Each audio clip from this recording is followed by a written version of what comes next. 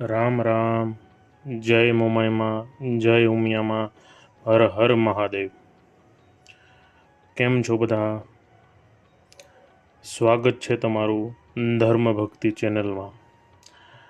આપણી ચેનલના માધ્યમથી આપણે ધર્મ અને ભક્તિનો પ્રચાર કરીએ છીએ, તો કૃપા કરી અમારી ચેનલ લાઈક, શેર અને સબસ્ક્રાઈબ અવશ્ય કરી લેજો. આજે આપણે વાત કરીશું કે પિતૃપક્ષમાં કાગડાને જ કેમ ભોજન કરાવવામાં આવે છે. આના પાછળની શું કથા છે?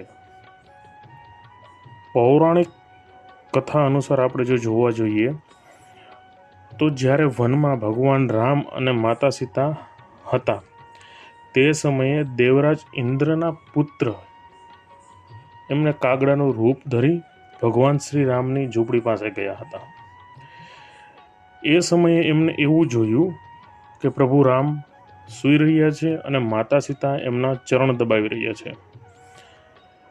તો કાગડાના રૂપમાં આવેલા દેવરાજ ઇન્દ્રના પુત્રએ માતા સીતાના ધૈર્યની પરીક્ષા લેવાની ઉત્સુકતામાં માતા સીતાના પગ ઉપર ચાંચ મારી.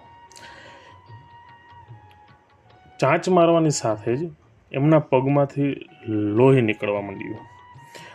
છતાં માતા સીતા કંઈ બોલ્યા નહીં, પરંતુ પ્રભુ શ્રી રામની ઊંઘ ઉડી જાય છે અને ઊંઘ ઉડતાની સાથે જ પ્રભુની નજર માતા સીતા ઉપર પડે છે. તો એમને સમજાઈ જાય છે કે માતા સીતાને કંઈક દુઃખ થઈ રહ્યું છે. તો એમને એમના પગ બાજુ જોયું તો એમના પગમાંથી લોહી નીકળતું હતું. ત્યારે જ પ્રભુ શ્રી રામને ક્રોધ આવ્યો અને એમને એક ખડનું તણસલું લઈ, એક તાતણો લઈ અને કાગડા તરફ ફેંક્યું, એટલે એની એક આંખ ફૂટી ગઈ. ત્યારે દેવરાજ ઇન્દ્રના પુત્રને જે કાગડા સ્વરૂપમાં આવેલા હતા, એમને ભાન થયું કે આ બહુ મારાથી મોટી ભૂલ થઈ ગઈ છે. એટલે એમને ભગવાન તથા માતાની માફી માંગી.